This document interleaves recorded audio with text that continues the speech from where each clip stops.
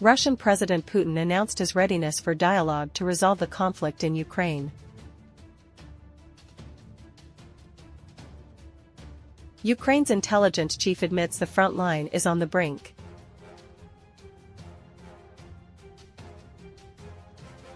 Russia took advantage of Ukraine's manpower shortage to advance further on the front lines. U.S. imposes 100% tax on electric vehicles in China, risk of trade tensions. Russian President Putin announced his readiness for dialogue to resolve the conflict in Ukraine. President Vladimir Putin announced that Russia is ready for dialogue to peacefully resolve the conflict in Ukraine, but negotiations must take into account Moscow's interests. We are looking for a comprehensive, sustainable, and just solution to this conflict through peaceful means. We are ready for dialogue on Ukraine, but such negotiations must take into account the interests of all countries involved in the conflict, including Russia, Russian President Vladimir Putin said in an interview with Xinhua news agency, China. The interview was posted on the Kremlin's website on May 14. That solution must also include a substantive discussion about global stability and security guarantees for Russia's adversaries and of course for Russia itself. These must be credible guarantees, Mr. Putin added.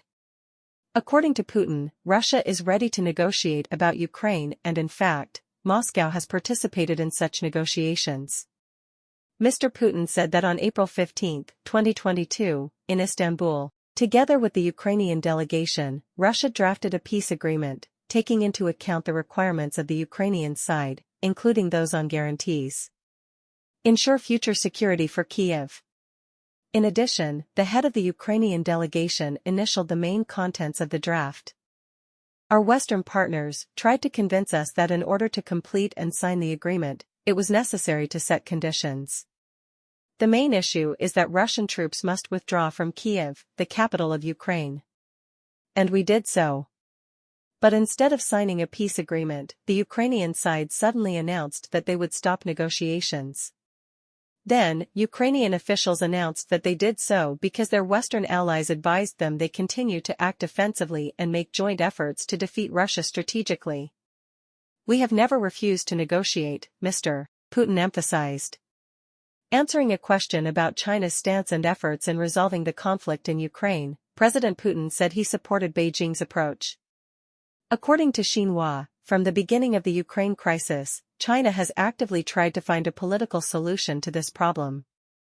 In a meeting with German Chancellor Olaf Scholz, Chinese President Xi Jinping outlined 4 principles for peacefully resolving the crisis in Ukraine.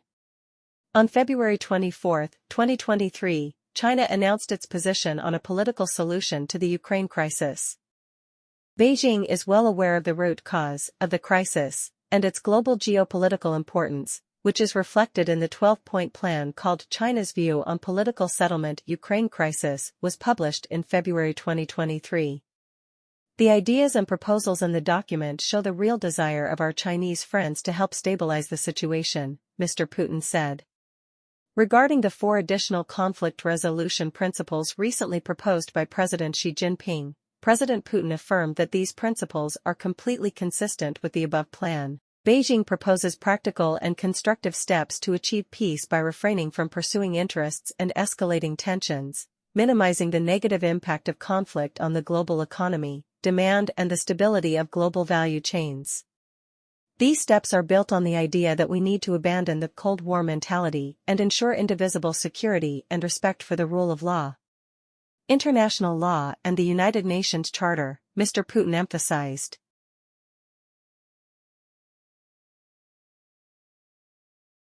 Ukraine's intelligence chief admits the front line is on the brink. Ukraine's military intelligence chief Kirill Budanov said Russia could launch another attack in the north of the country this week.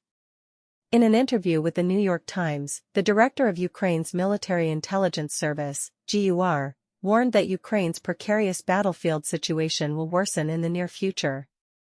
Kirill Budanov described the situation as on the brink as Russia continues to gain territory in Ukraine. Moscow has seized many villages in the north of Ukraine's Kharkiv region after launching an offensive last Friday, May 10.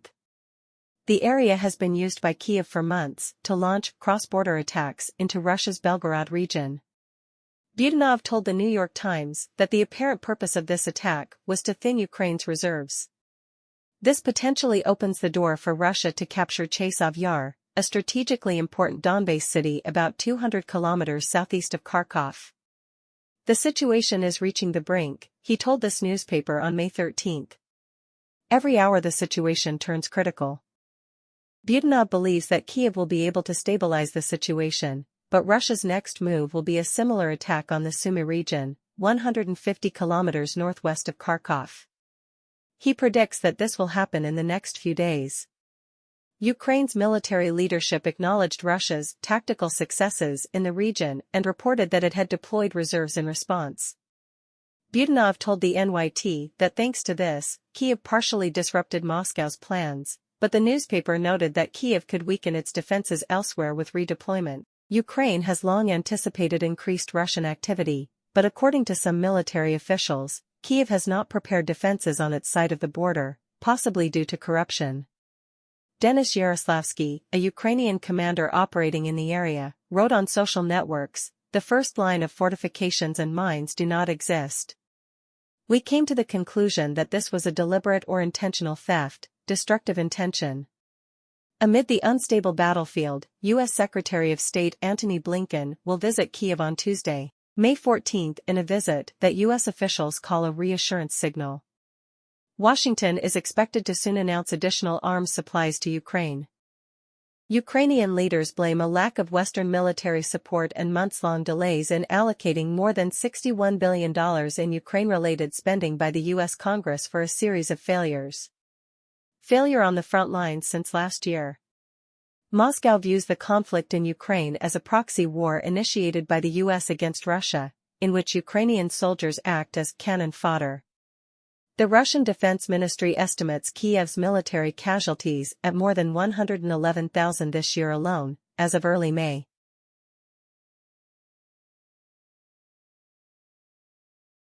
Russia took advantage of Ukraine's manpower shortage to advance further on the front lines. Military analysts believe that Russia is attacking Kharkiv to force Ukraine to send troops elsewhere in the context of a military shortage. The New York Times on May 14 quoted analysts saying that Russia is taking advantage of Ukraine's lack of people on the front line to force the enemy to spread its forces, helping Russia improve its chances of a breakthrough. Expert Franz Stefan Gatti at the Center for a New American Security, USA, said that the Russians understand, as do many analysts, that the major disadvantage Ukraine is facing is the problem of human resources.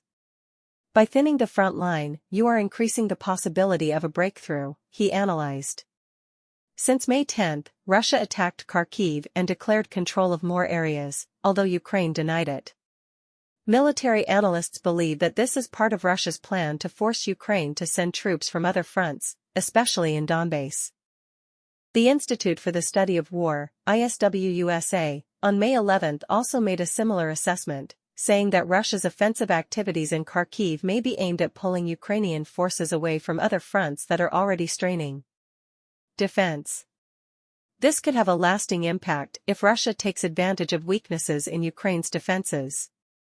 Mr. Michael Kaufman, senior expert at the Carnegie Endowment for International Peace, USA, said Ukraine is in danger because it will take many months to resolve the shortage of human resources.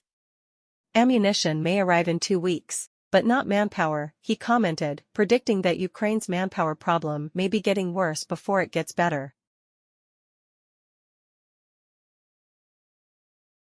U.S. imposes 100% tax on electric vehicles in China, risk of trade tensions.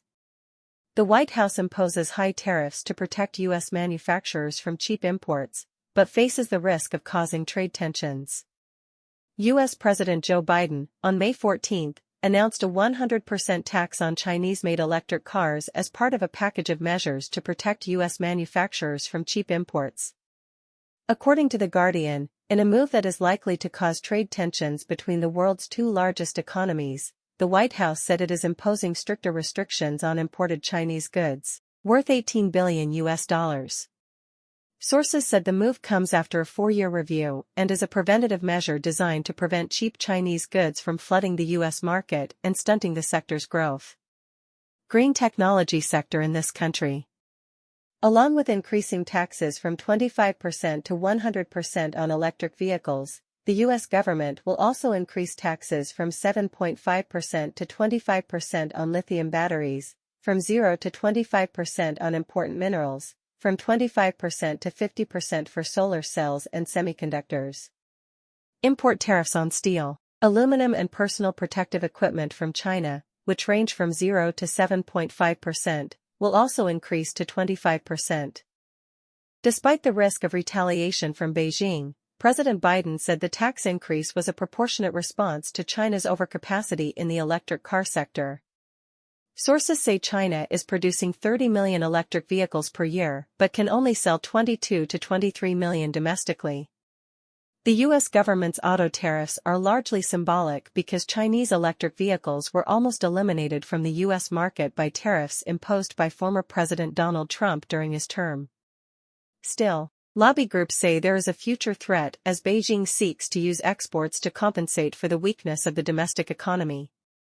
The Alliance for American Manufacturing said the introduction of Chinese cars into the U.S. market would be an extinction-level event for its automakers.